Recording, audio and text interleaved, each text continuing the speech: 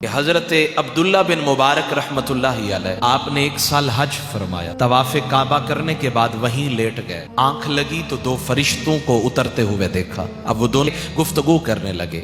ایک فرشتہ دوسرے سے کہنے لگا یہ بتاؤ اس دفعہ کتنے حاجی آئے؟ بتایا گیا 6 لاکھ حاجی آئے۔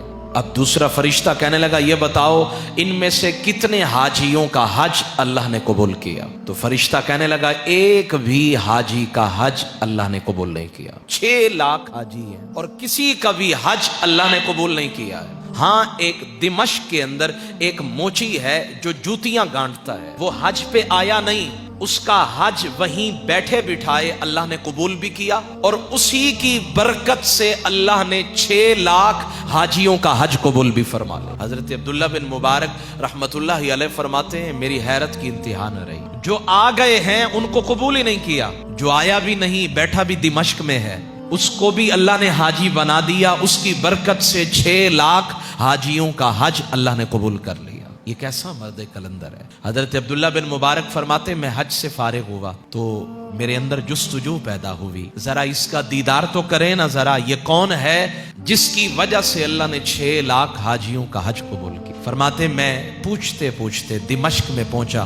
دمشق میں جب پہنچا تو میں نے جا کر اس کے دروازے پہ دستک دی، وہ باہر نکلا تو میں نے کہا کہ میں آپ سے شوق ملاقات لے کر آیا ہوں۔ کیسے آنا ہوا؟ کہا کہ میں طواف کعبہ کر کے سویا تو میں نے 2 فرشتوں کو اترتا ہوا دیکھا اور ان کی گفتگو کو میں نے سنا کہ تمہاری وجہ سے اللہ نے 6 لاکھ حاجیوں کا حج قبول کیا ہے۔ اس نے کہا پہلے یہ تو بتائیں آپ کون ہیں؟ آپ نے فرمایا دنیا مجھے عبداللہ بن مبارک کہتی ہے۔ اس نے چیخ ماری، زمین پہ گرا، بے ہوش ہو گیا۔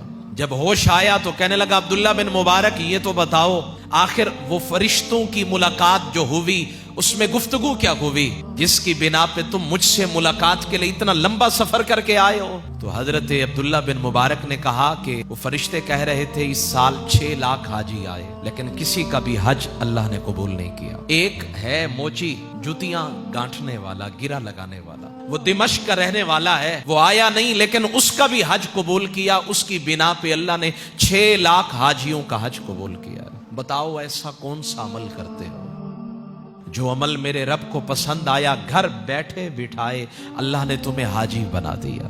اس نے کہا مجھے اور تو کسی عمل کا پتہ نہیں ہے، ایک عمل ہے جو بتا دیتا ہوں۔ میرے دل میں بڑی خواہش تھی کہ حج کے لے جاؤں، اسی لیے میں نے 300 دینار جمع کیے، اور ایک دن میرے پڑوسیوں نے کھانا بنایا، کھانے کی خوشبو میرے گھر تک پہنچی تو میری بیوی نے کہا جاؤ جا کر ان سے کھانا مانگ کر آؤ، ہم بھی کچھ کھانا کھا لیں۔ جب میں پڑوسی کے دروازے پہ پہنچا تو میں نے کھانا مانگا، وہ رو پڑا۔ میں نے کہا یار میں نے تو کھانا مانگا ہے، تم رو کیوں رہے ہو؟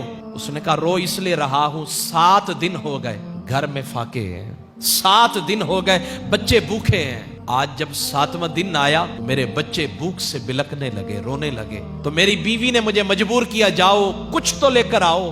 میں جنگل میں گیا، ایک گدھا مرا پڑا، مرے ہوئے گدھے کا میں نے گوشت کاٹا اور لے آیا۔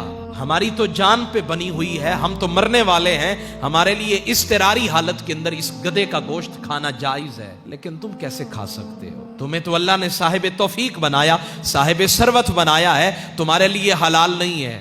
وہ موچی کہتا ہے میرے اوپر لرزہ طاری ہوا، میں نے کہا حج کا موقع تو پھر بھی مل جائے گا، لیکن یہ جو بھوکا ہے ان کے گھر کے اندر جو فاقے ہیں ان کے غم کا مداوع کون کرے گا؟ کہتے ہیں میں نے آستین سے 300 دینار نکالے، میں نے اس کو دیے، میں نے کہا جاؤ اپنے بچوں کو کھانا کھلاؤ، تم کھاؤ، اللہ کرم کرے گا تو پھر میں حج کے لیے بھی چلا جاؤں گا۔